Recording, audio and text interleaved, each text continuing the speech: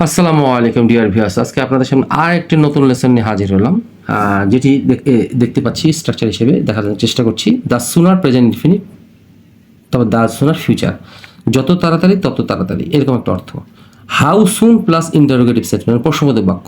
কত জলদি, কত তাড়াতাড়ি, কত আগে, কত আগে, এরকম হবে জিনিসগুলো। এই কত সহ কত জলদি, কত তাড়াতাড়ি, কত আগে, প্রশ্নবোধক। হাউ আর্লি অথবা হাউ কুইকলি, কত জলদি, তাড়াতাড়ি বা আগে। আচ্ছা, একই স্ট্রাকচার।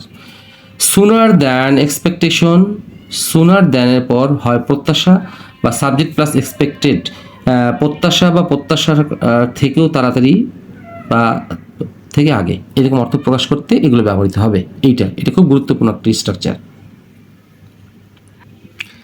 আমি আবারও বলছি, সুনার দ্যানের পর নাউন বসবে অথবা সাবজেক্ট প্লাস ভার্ব বসবে, মানে প্রত্যাশার থেকেও তাড়াতাড়ি বা আগে, এরকম কিছু একটা।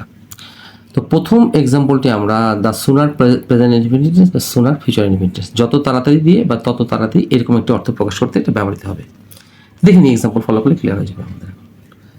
যত তাড়াতাড়ি টেন্সের ব্যবহার শিখবে তত তাড়াতাড়ি তুমি আমার সাথে ইংরেজিতে কথা বলতে পারবে। মানে the sooner you learn about the uses of tense, যত তাড়াতাড়ি তুমি ব্যবহার শিখবে। আচ্ছা, এখানে আছে, এখানে হচ্ছে ববে বা, এখানে মনে হবে যে এখানে ফিউচার ইনফিনিটেন্স, এখানে ফিউচার ইনফিনিটেন্স, কিন্তু না, এইখানে ফিউচার ইনফিনিটের অর্থ প্রকাশ করবে বাংলায়, কিন্তু হবে প্রেজেন্ট ইনফিনিটেন্স। আমি সেটাই বলতে চাচ্ছি এখানে। এইখানেই আমি এখানে লিখেছি দ্য সুনার প্রেজেন্ট ইনফিনিটেন্স ফিউচার ইনফিনিটেন্স। মানে দেখেন, আমি বলেছি যত তাড়াতাড়ি ইনফিনিটেন্স ব্যবহার শিখবে, হিসাবে এটা ফিউচার ইনফিনিট করা উচিত, কিন্তু না, এখানে প্রেজেন্ট ইনফিনিটি করতে হবে, যার অর্থ ফিউচারের অর্থ প্রকাশ করবে। মানে যত তাড়াতাড়ি তুমি ইংরেজি শিখবে, দ্য ইউজেস অফ টেন্স ব্যবহার শিখবে, দ্য সুনার এইখানে হবে you will be able to talk to me in English. আচ্ছা, এই তে পারবো, এই তে পারবোর ইংরেজি আমরা অনেক লেসনে জিজ্ঞাসা বলেছি, তে পারবো, তে পারবা, তে পারবো, তে পারবা। আমি এইখানে বাংলা লিখে এখানে ভাবছিলাম ইংরেজিতে দিব, কিন্তু আসলে এখানে কোনো জায়গা নেই দেখে কাটতে হলো আমাকে, এক্সট্রিমলি সরি। তা আমি বলে দিই শ্যাল বি অ্যাবেল টু অথবা উইল বি অ্যাবেল টু, এই শ্যাল বি অথবা উইল বি অ্যাবেল টু বলছেন তে পারবা, তে পারবো, তে পারবেন, এবং এরপরে ভার্ব ওয়ান বসবে। তো the sooner you will be able to talk to me in English, তত তাতে আমার সঙ্গে ইংরেজি কথা বলতে পারবে। আচ্ছা, আরেকটি এক্সাম্পল এখানে দেখানোর চেষ্টা করছি একেরে, যত তাড়াতাড়ি তুমি রান্না আমাদের জন্য করবে, এই যে ববে বা, ঠিক তত তাড়াতাড়ি আমরা তা খেতে পারবো। The sooner you cook for us, এখানে ফিউচার ইনফিনিট করা যাবে না, এটাই করতে হবে প্রেজেন্ট ইনফিনিট, কিন্তু অর্থ হবে প্রেজেন্ট ফিউচারের মতো, বাংলা অর্থটা হবে। তো the sooner you cook for us, the sooner we will be able to have, এখানে হ্যাভটা হচ্ছে খাওয়া অথবা টেক। আচ্ছা, এখানে আমরা দেখানোর চেষ্টা করতে পারি যে শ্যাল অথবা will be able two plus verb one, অর্থ হচ্ছে তে পারবো,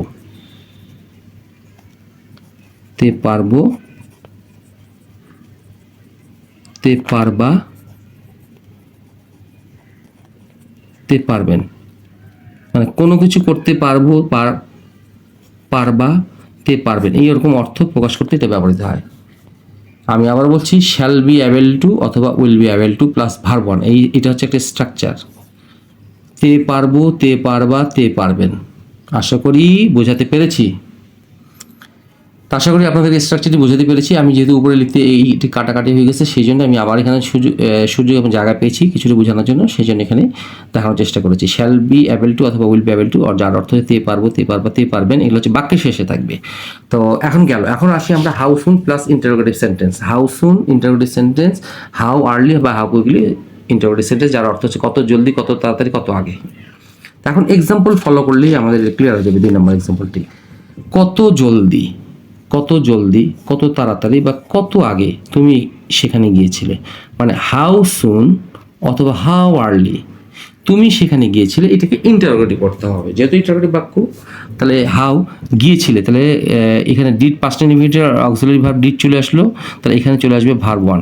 তাহলে হাউ ডিড ইউ গো দেয়ার, মানে কত তাড়াতাড়ি, কত জলদি বা কত আগে তুমি এসেছিলে। আচ্ছা, এখন আসি লাস্ট এক্সাম্পলটি করার আগে যেই স্ট্রাকচারটি ব্যবহার করতে চাচ্ছি আমরা, দ্য সুনার দেন, হয় নাউন বসাবো প্রত্যাশা এক্সপেকটেশন, অথবা সাবজেক্ট বসালে আমরা এক্সপেক্টেড করার চেষ্টা করব। আচ্ছা, এখন দেখি 3 নম্বর এবং 4 নম্বর এক্সাম্পলটি। অদ্রিতা প্রত্যাশার থেকেও তাড়াতাড়ি ইংরেজি শিখেছে। তাহলে শিখেছে প্রেজেন্ট পারফেক্ট টেন্স। তাহলে Adrita has picked up, picked up মানে হচ্ছে লার্নড, LEARNED, এটা হচ্ছে ভার্ব 3, এটাও ভার্ব 3। তাহলে Adrita has picked up English sooner than expectation. অথবা অথবা সুনার দ্যান শি এক্সপেক্টস, মানে সে যা প্রত্যাশা করছে বা করেছে তার থেকে সে ভালো ইংরেজি শিখেছে। ছেলেটি প্রত্যাশার থেকেও তাড়াতাড়ি বা আগে কাজটি শেষ করেছিল। তাহলে হয় পাস্ট ইনডিফিনিট বা পাস্ট পারফেক্ট দিয়ে করবো। তো আমি পাস্ট পারফেক্ট দেখানোর চেষ্টা করছি। দ্য বয় হ্যাড ডান, এটা হচ্ছে ভার্ব 3, যেহেতু পাস্ট পারফেক্টের সাজগরী ভাব। দ্য ওয়ার্ক সুনার দ্যান, আমার প্রত্যাশার থেকে, আমি যা করেছিলাম। তাহলে আই এক্সপেক্টেড অথবা সুনার দ্যান এক্সপেকটেশন, যে কোনো একটা বসালে চলবে। আমি যদি সাবজেক্ট বসাই তাহলে অবশ্যই ভার্ব বসাবো, আর যদি সরাসরি নাউন বসাই তাহলে নাউন করে বসাতে হবে। তো আশা করি আপনাদেরকে এই লেসনটি বোঝাতে পেরেছি, এবং একটি অত্যন্ত গুরুত্বপূর্ণ আপনারা 3 নম্বর এবং 4 নম্বর এক্সাম্পলটি খুব ভালো করে করার চেষ্টা করবেন, বিভিন্ন এক্সাম্পল ক্রিয়েট করে। তো আশা করি এই লেসনটি আপনাদের ভালো লেগে থাকবে। আশা করি আপনাদের লেসনটি ভালো লেগে থাকবে, এবং ভালো লেগে থাকলে অবশ্যই লাইক, শেয়ার, কমেন্টস করবেন। আর এই লেখাগুলো একটু বোঝার চেষ্টা করবেন, এই কারণেই যে আমি এইগুলো আমার কোনো প্ল্যান ছিল না, আপনাদের বোঝানোর জন্যই আমি এখানে লিখছি, এই কারণে যেন আপনারা আরও একটু ক্লিয়ার করে যেন আপনাদের বোঝাতে পারি, সেই জন্যই একটু লেখাগুলো। তো ভালো থাকবেন, সুস্থ থাকবেন, সেই প্রত্যাশায়। আসসালামু আলাইকুম।